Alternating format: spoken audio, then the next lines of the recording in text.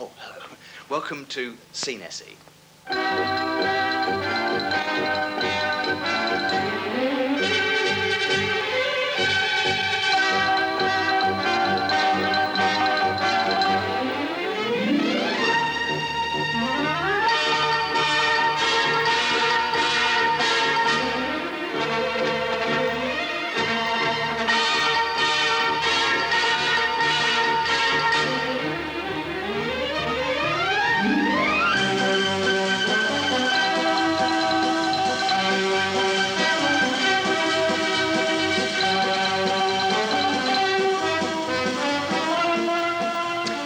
Very busy programme for you tonight. We're starting off with our action man, Max Legrand, the man that always makes a right of himself. Yes, Max Legrand, and here he is with this week's edition. I myself prefer cricket.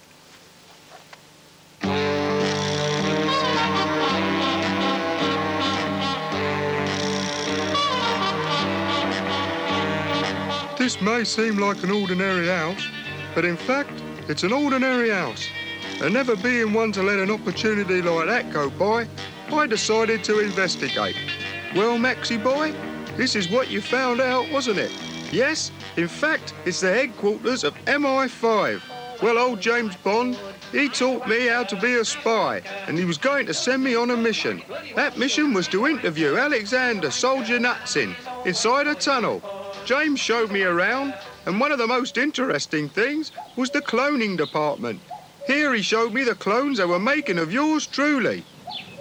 What am I doing here down this hole in the middle of Romney Marsh? They told me I could find Australia. Down under, they said, was here. What am I doing here? No, what am I doing here? What am I doing here? Trying to learn how to clog dance. Oh, what are you doing here? No. What am I? Oh, I broke my leg and my arm, I think. Oh, blimey. Don't know what I'm doing here at all. We'll do it step by step. What am I? What am I? What am I?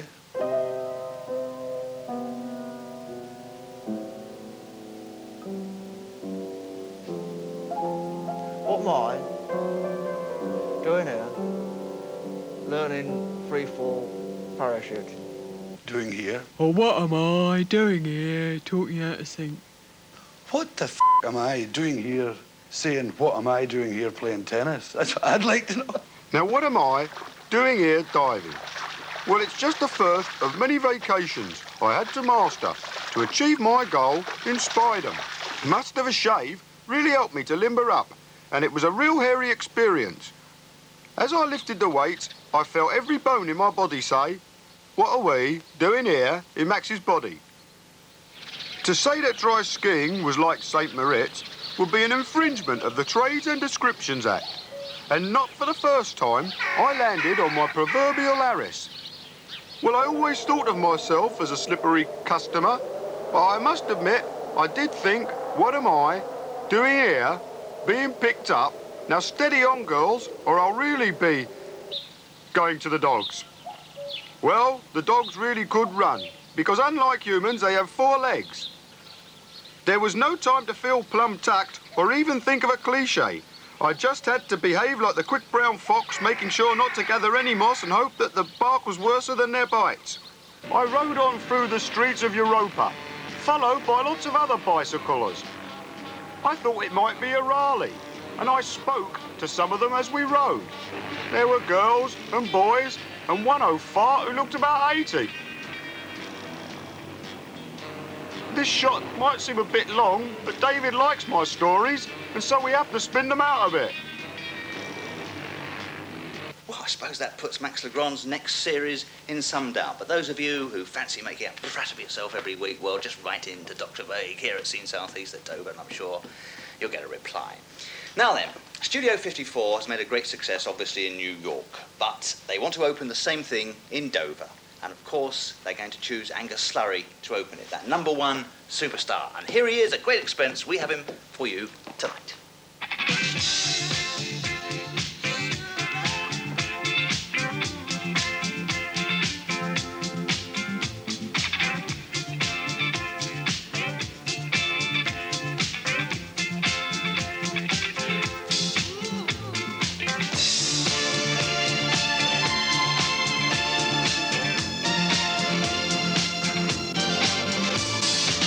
If you want my body and you think I'm sexy, come on, sugar, tell me so. If you really need me and you really need me, touch me, sugar, let me know.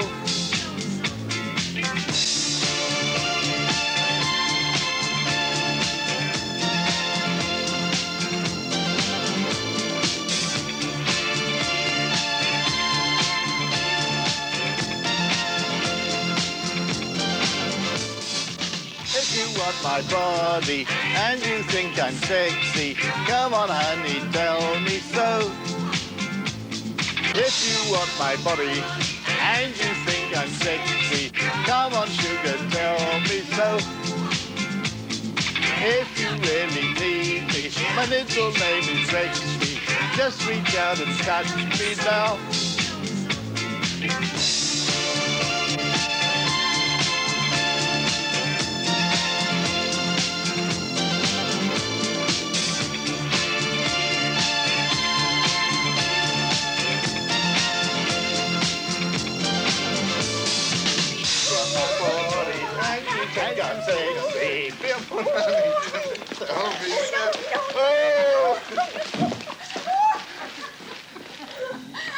If you want my body and you think I'm sexy. Now, by the way, we've got a very, very special interview for you now. Federico Takaris. He's a very, very revolutionary filmmaker, and here he is talking with Mike Fuller. I find that lighting cameramen are a waste of time. We don't need them. Well, let's see the result of that. It's on that. Yes, this on the. Yeah, it's on yes. there. Yes, this is called. Blue. Yeah, this is called a Night in Blackwall Tunnel.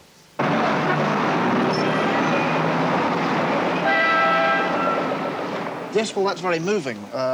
Very moving. Did anybody go and see it? Was it good box office? It was very successful in film clubs, for instance. The St. Dunstan's Film Club found it very interesting. Who are your main influences in filmmaking, Federico? Oh, many. Arnie Wilson, Cocteau. Jean Cocteau? No, Harry Cocteau. He's got the pie and mash shop in the Old Kent Road.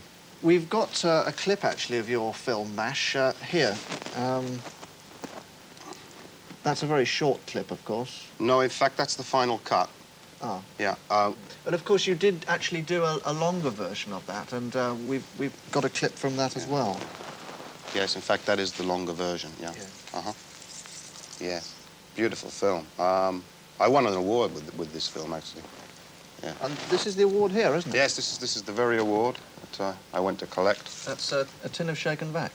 Yes, well, it wasn't first prize.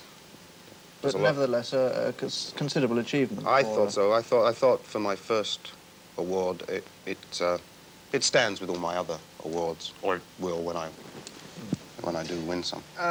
What's this here? That's very interesting because that was there when I came in. I'm not quite sure what that is, but if it's any good, I'll claim it as mine.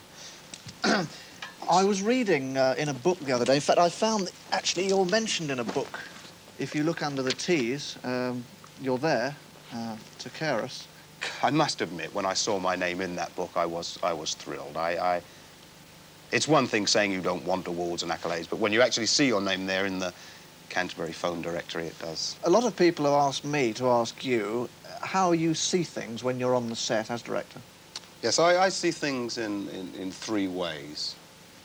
I see them through my eyes and through one of these. What's that?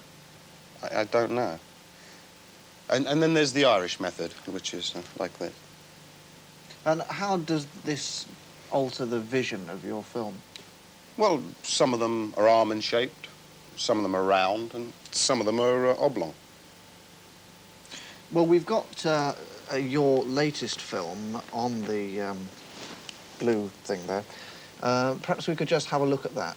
Yes, this is a film I made about peace, because I think there's a lot of peace in the world today, and I thought it should go on record. It's called World Without Love.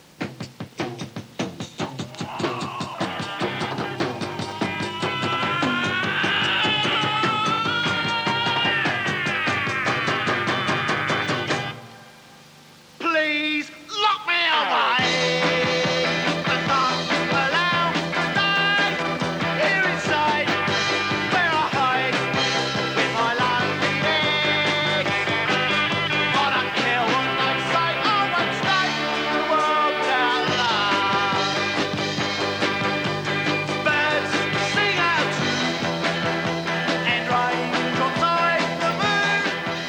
What I was trying to do was... I'll have to cut you short there. But one final question I must ask you. A lot of critics have said that your mother had a lot of influence on your work, and then she did, in fact, make you a pufter.